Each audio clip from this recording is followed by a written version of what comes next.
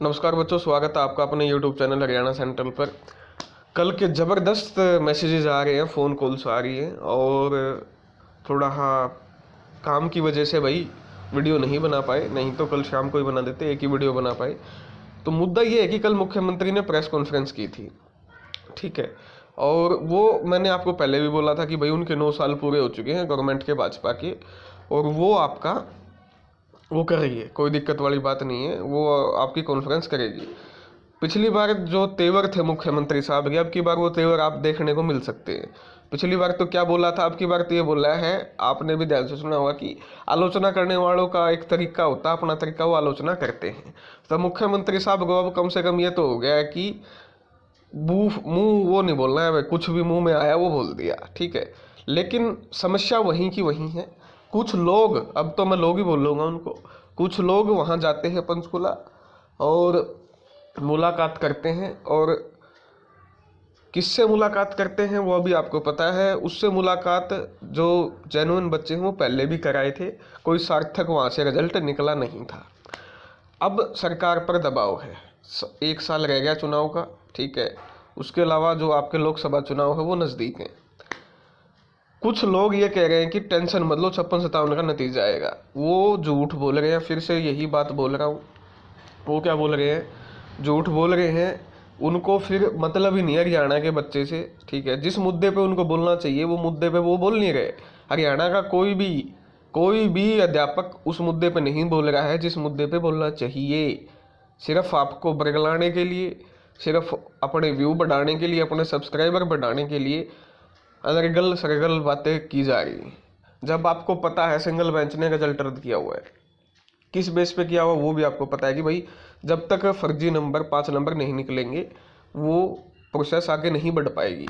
और आपको ये भी पता है कि PPPID में कितनी गलतियां हैं, सैकड़ों गलतियां हैं, ठीक है। ये सरकार की गलती है कि PPPID लेके आई, ठीक है। मेरा मुद्दा ये नहीं है कि भाई क्या होगा, वो तो बाद की बात है कि सरकार सभी को एग्जाम में बिठाएगी या 4 गुना को लेगी। अभी जो फिलहाल गलतियां हैं वो तो 4 गुना लेने में ही गलतियां हैं। जब तक 5 नंबर आप फर्जी बच्चों के नहीं बाहर निकालोगे तो जेन्युइन बच्चे नहीं आएंगे। 7800 का डाटा दिया गया है, वो किसी पागल इंसान या बेवकूफ़ इंसान से ने तो दिया नहीं है, ठीक है। उसके बाद तो उसका जिक्र ही नहीं हुआ क्योंकि वो बैकफायर ही कर गया सरकार को वो डाटा जारी करना, ठीक है। तो ये बातें जो है ये सभी को पता है। जब तक आप 5 नंबर फर्जी बच्चों को नहीं निकालोगे, उनकी जगह जेन्युइन बच्चों को नहीं लोगे, यानी रिजल्ट जब तक रिवाइज नहीं होगा तब तक प्रोसेस आगे नहीं बढ़ पाएगी। सरकार चाहे कुछ भी कर ले, सरकार जल्द से अपने हक में फैसला दिलवा ले। मैं तो ये नहीं कह रहा हूँ कि भाई सरकार के हक में फैसला ना है, मैं तो कह रहा हूँ दिलवा ले, 56-57 के हक में फैसला सब कुछ अपने हक में करवा ले। लेकिन सरकार और कमीशन ये ना सोचे कि बच्चे बेवकूफ़ हैं, आगे बच्चे कुछ भी नहीं कहेंगे। जब इतने सबूत आपको गलतियों के दिए जा चुके हैं, मिन्नतें की जा चुकी हैं आपसे, और कोई 1 करोड़ रुपए तो मांग नहीं रहा है आपसे कि ये कोई आपसे गलत डिमांड कर रहा है।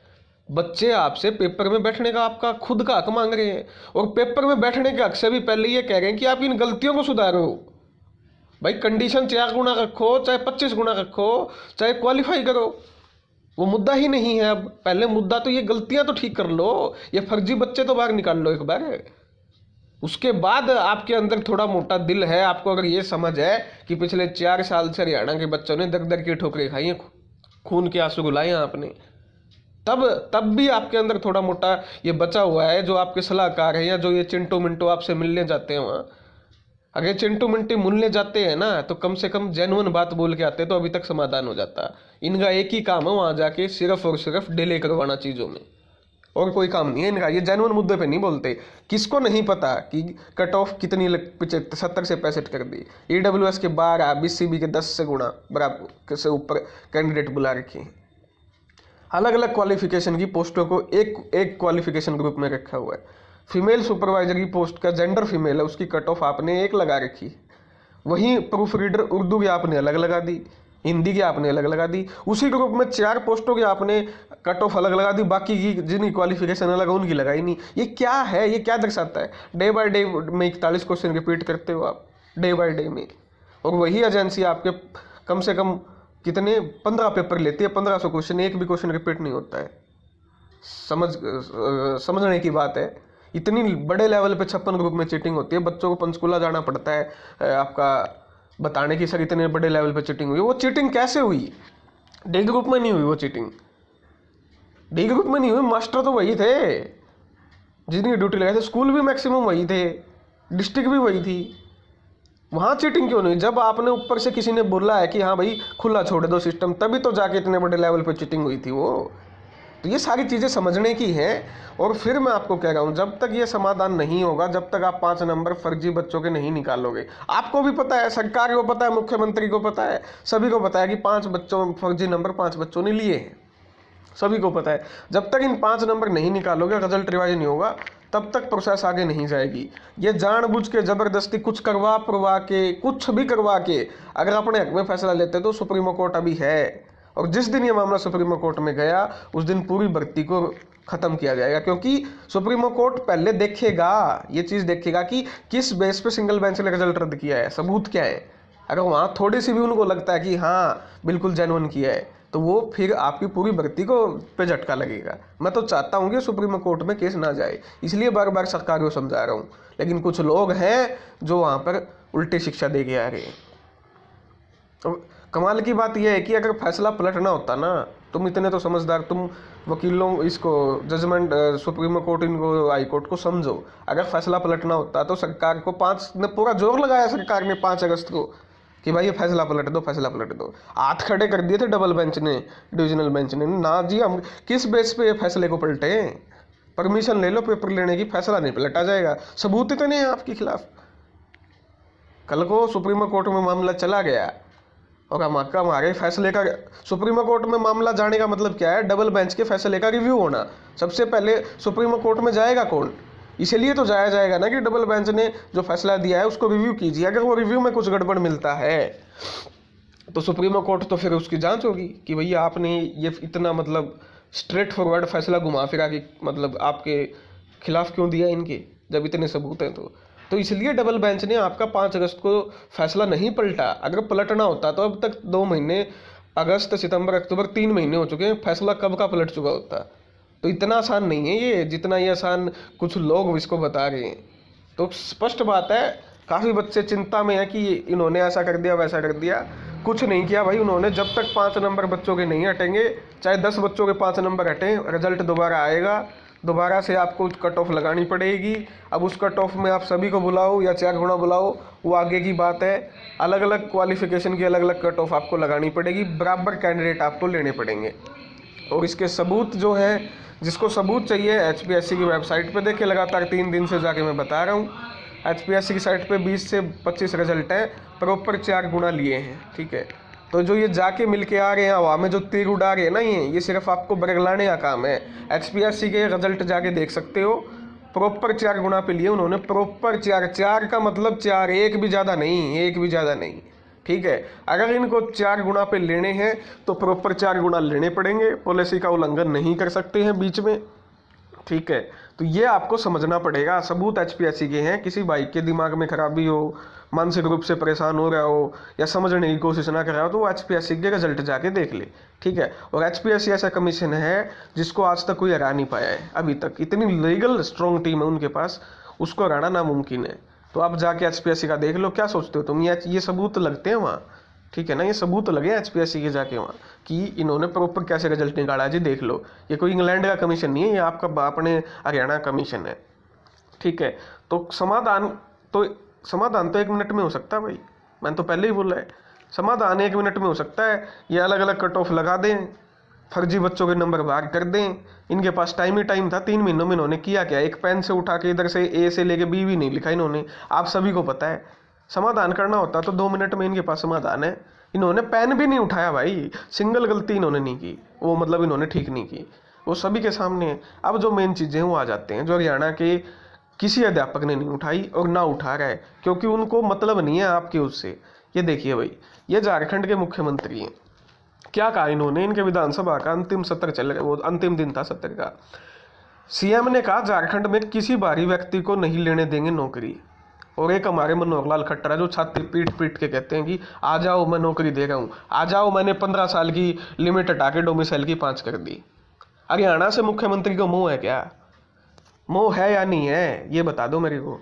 क्या ऐसी स्टेटमेंट दी है क्या कभी हरियाणा के मुख्यमंत्री ने आके कि भाई मैं मेरी स्टेट में बाहर के एक भी व्यक्ति को नौकरी नहीं लगने दूंगा? ये देख लो, मुख्यमंत्री हैं झारखंड के, सब मुख्यमंत्री ऐसे, पंजाब का हो, तुम्हारा हिमाचल का, राजस्थान का, किसी का भी देख लो जाके। अब झारखंड वाले ने बोल दिया, अपना तो कहता है काले पानी से 10वीं पास कराओ, बस तुम 10वीं पास कराओ, नौकरी मैं दूंगा तो मैंने हरियाणा में, मेरे हरियाणा के बड़का ही नौकरी काट के। ये दुख होता है इस मुद्दे पे, सीईटी मुद्दे पे। मैं मानता हूं पूरा हरियाणा एक साइड हो सकता है, मैं एक साइड हो सकता हूं, लेकिन ये मुद्दा हरियाणा का है कि हरियाणा के बच्चे को हरियाणा में नौकरी मिले। 10वीं जो है या 12वीं है वो हरियाणा से कंपलसरी होनी चाहिए, हरियाणा का डोमिसाइल कंपलसरी होना चाहिए। जब तक ये कंपलसरी नहीं करोगे, और जब हरियाणा का मुख्यमंत्री तो ये कहता है कि 5 नंबर बाकी स्टेट को दूंगा मैं, नौकरी तो छोड़ दो, पहले तो मैं 5 नंबर दूंगा उनको। और यहाँ पर झारखंड के मुख्यमंत्री को देख लो, कह रहे हैं कि जी मैं तो नौकरी नहीं लेने दूंगा किसी को। तो ये जो फर्क है ना, ये फर्क हरियाणा के मुख्यमंत्री में नहीं है। इसी मोह की मैं बात करता हूँ, ये हरियाणा के मुख्यमंत्री में, तभी हरियाणा की नौकरी बाकी लोग हो जाएगा। हरियाणा का HPSC का अध्यक्ष बाकी स्टेट का है, ये तो कह रहे हैं कि हम नौकरी नहीं देंगे। झारखंड वाला हमारा तो अध्यक्ष ही बाकी स्टेट का है भाई, और क्या कितने साल हो गए एक ही अध्यक्ष को। तो हमारी तो हरियाणा सेंट्रल की ये मांग है मुख्यमंत्री से कि 10वीं 12वीं हरियाणा के एग्जाम में कंपलसरी हो, 10वीं वही फॉर्म भर पाए। नंबर 2 डोमिसाइल आपकी कंपलसरी हो। नंबर 3 हरियाणा जीके का 100 नंबर का एक पेपर होना चाहिए अलग से। चौथा आपका 5 नंबर जो आप बाहर स्टेट को दे रहे हो, तुरंत प्रभाव से इनको वापस लेना चाहिए। ये शर्म की बात है हरियाणा के युवाओं के लिए, हरियाणा के अध्यापकों के लिए कि वो इस मुद्दे पे एक नहीं है। शर्म की बात है, शर्म थोड़ी मोटी लज्जा हो तो हरियाणा के उठ जाओ अध्यापकों और लोगों, देख लो इस बात को। कितनी ये होता है अपने स्टेट से प्यार, ये होता है अपने स्टेट से। मुख्यमंत्री हरियाणा ने कब कहा है 5 नंबर? एक बार भी ये नहीं कहा कि 5 नंबर नहीं देंगे हम बाहरी स्टेट को, हम हमारे बच्चों के लिए रखेंगे। ठीक है, तो ये आपका खुद आपके सामने ये खबर मैं इसलिए लेके आऊँगा ताकि आप समझो कि बाकी स्टेट में आपको क्या हो रहा है। पहले 75 को बाहरी नौकरी मिलती थी, इसे 0 करेंगे, स्पष्ट कह दिया भाई, स्पष्ट बोल दिया है कि एक भी बच्चे को बाहरी नौकरी नहीं लगने देंगे। और हरियाणा सरकार को इतना अच्छा सुझाव दिया है, एक भी अध्यापक इस पक्ष में वीडियो नहीं बना रहा है, एक भी अध्यापक। शर्म की बात है, गुस्सा। और तुम खुद देख सकते हो कि अब तुम्हारी भावना के साथ कौन खेल गए। ये एग्जाम्पल मैंने आपको सामने रखा है, ऐसे सैकड़ों एग्जाम्पल लेके आ सकता हूँ मैं। हमारे साहब ने कब ऐसे बोला कि भाई हरियाणा के बच्चों को नौकरी देंगे?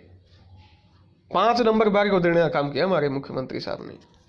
तो अभी भी मुख्यमंत्री साहब से अपील है कि 10वीं और 12वीं हरियाणा के फॉर्म में कंपलसरी करो। जो भी मैंने ये आपको तरीके बताई, हरियाणा के तरीके हैं, मेरे अकेले के तरीके नहीं है। इससे कोई असहमत हो ही नहीं सकता। हरियाणा का जिसमें खून बहता है वो इन बातों से असहमत नहीं हो सकता है। सीईटी क्वालिफाई नॉन क्वालिफाई से सहमत हो सकता है, मैं तो सम्मान भी करता हूँ भाई। जो नॉन क्वालिफाई है वो अपने फैक्ट लेके आए भाई, किस बात में, मैं तो खुला चैलेंज देता हूँ। उस मामले पे अलग राय हो सकती है, लेकिन ये मामला हरियाणा के लोगों का मामला, हरियाणा के हित का मामला है। ठीक है, तो इस मामले में ज़रूर सोचिए, वीडियो को पॉज करके 1 मिनट, ये हो क्या रहा है हरियाणा के साथ। अब आ जाते हैं यहाँ, कौशल रोजगार हरियाणा सरकार बंद करने का नाम नहीं ले रही है। अब देख लो, यहाँ फोटो मुख्यमंत्री की लगा दी। जब यहाँ 7 रोड में महिला पूछती है जी मेरी ज्वाइनिंग नहीं मिली, तब कहता ना ना ना ना ना ना ना, कौशल रोजगार पे हम नौकरी नहीं देते, वो तो हमारा काम नहीं है।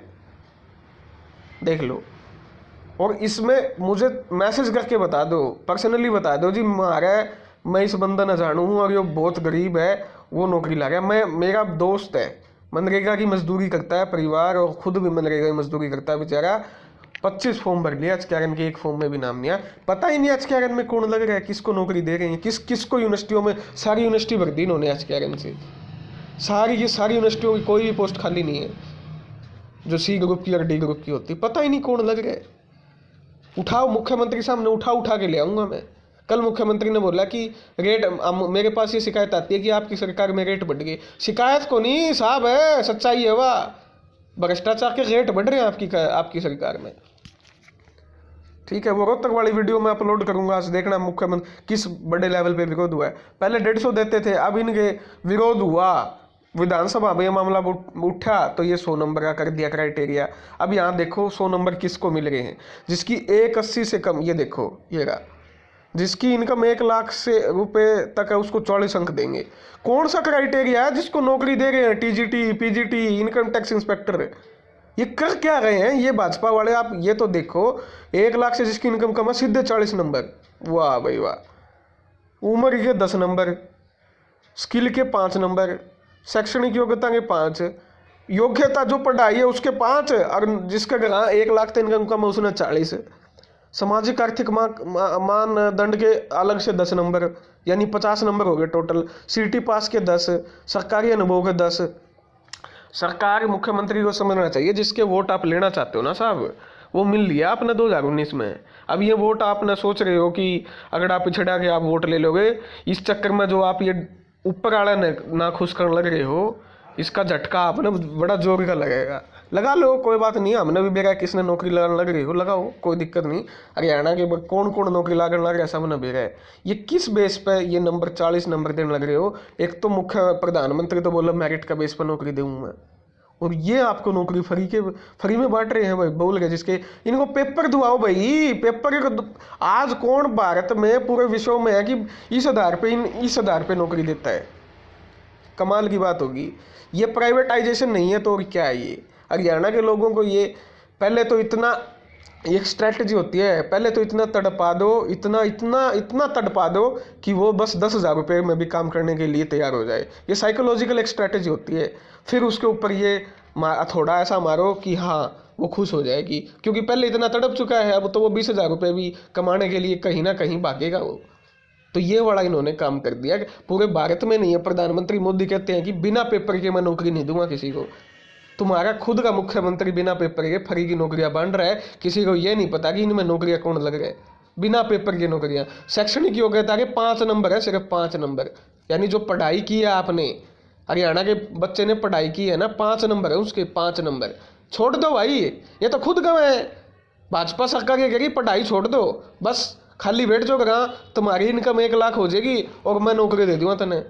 पढ़ाई वाला नौकरी को देता नूला मैं, ना पढ़ाई वाला थोड़ी नौकरी दे यार तुम्हें।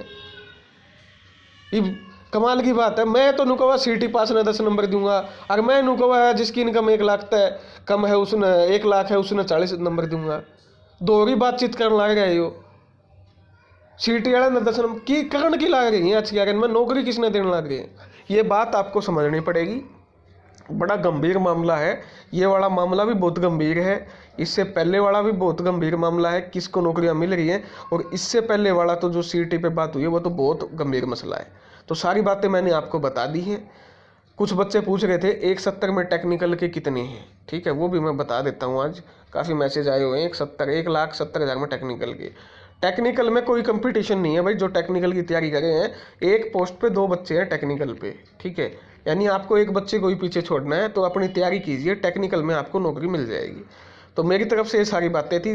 गंभीर विषय, जरूर सोचना, ईमानदारी से सोचना, हरियाणा के हित में सोचना, तब आप इन बातों को सोच पाओगे। धन्यवाद। जय हरियाणा, जय भारत।